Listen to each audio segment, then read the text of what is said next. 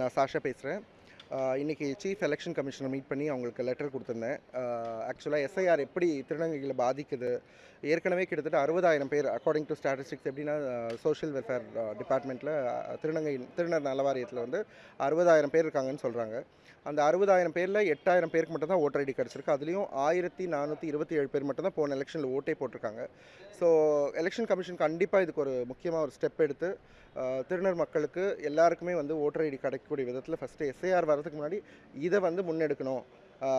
SIR மூலயமா இருக்கிற அந்த 1,400 பேருக்கும் 8,000 பேருக்கும் ஓட்டர் ஐடி போகக்கூடிய நிலைமை இருக்குது. ஏன்னா திருநங்கை மக்களுக்கு நிரந்தரமான இருப்பிடம் இல்லை. ஸோ அதனால் அதை கருத்தில் கொண்டு நீங்கள் வந்து உடனடியாக நடவடிக்கை எடுக்கணும். எஸ்ஐஆர் வந்து எங்களை கண்டிப்பாக பாதிக்கும் திருநங்கை மக்களை.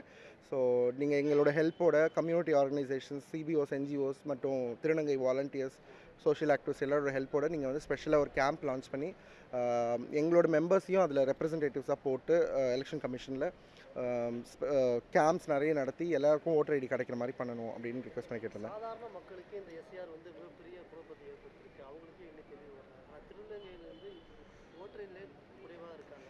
இப்போ அது அவங்களுக்கு இவ்வளோ பெரிய பாதிப்புன்ற போது எலெக்ஷன் கமிஷனும் அது தொடர்பான ஒரு கிளாரிட்டி இது வரைக்கும் எதுவுமே கொடுக்கறது இல்லை. ஒரு ஜனநாயக நாட்டில் மைனாரிட்டி மக்களுக்கு தான் முன்னுரிமை கொடுக்கப்பட வேண்டும். அதே மாதிரி திருநர் மக்களுக்கு கண்டிப்பாக கொடுக்கப்படணும்னு நினைக்கிறேன். எங்களோட குரல்கள் எல்லா இடத்துலையும் போய் சேரணும். எங்களோட பிரச்சனைகள் பற்றி எல்லா இடத்துலையும் பேசணுன்னா கண்டிப்பாக எங்கள் மக்களும் ஜனநாயக கடமை ஆற்றுறதுக்கு அதுக்கான அவேர்னஸ் அவங்களுக்கு க்ரியேட் பண்ணணும். ஃபஸ்ட்டு ஏன் ஓட்டு போடணும்? நிறைய பேருக்கு படிப்பறிவில்லை எங்கள் ஆளுங்களுக்கு. ஸோ ஏன் ஓட்டு போடணும், ஓட்டு போடுறதால நம்மளுக்கு என்ன உரிமை கிடைக்குது அப்படின்றத பற்றியெல்லாம் வந்து எலெக்ஷன் கமிஷன் முன் வந்து கேம்பெயின் மாதிரி லான்ச் பண்ணி செலிப்ரிட்டிஸு இல்லை டிரான்ஸ்ஜெண்டர் கம்யூனிட்டியில் இருக்க முக்கியமான ஆட்கள் வச்சு கேம்பெயின்ஸ் லான்ச் பண்ணி இதை ப்ரொமோட் பண்ணி எல்லாரும் ஓட்டு போடுறது எவ்வளோ முக்கியன்றதை பற்றி ப்ரொமோட் பண்ண சொல்லியும் நான் அந்த லெட்டரில் கொடுத்துருக்கேன்.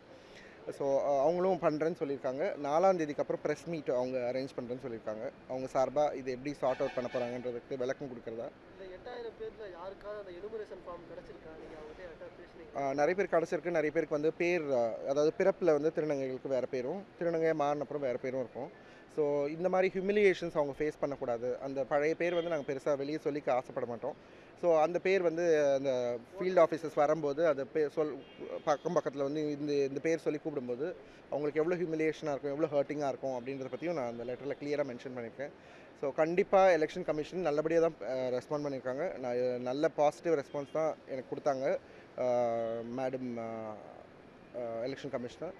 கண்டிப்பாக நாங்கள் வெயிட் பண்ணுறோம். நல்ல விஷயம் நடக்கும்னு நினைக்கிறோம். எங்கள் மக்களுக்கு அட்லீஸ்ட் 60,000 பேரில் 30,000 பேராவது நீங்கள் போடுற அந்த கேம்பெயினாலையும் கேம்ப்ஸாலையும் 30,000 பேராவது இந்த எலெக்ஷனில் ஓட்டு போடணும் அப்படின்றத ரொம்ப முன் வச்சு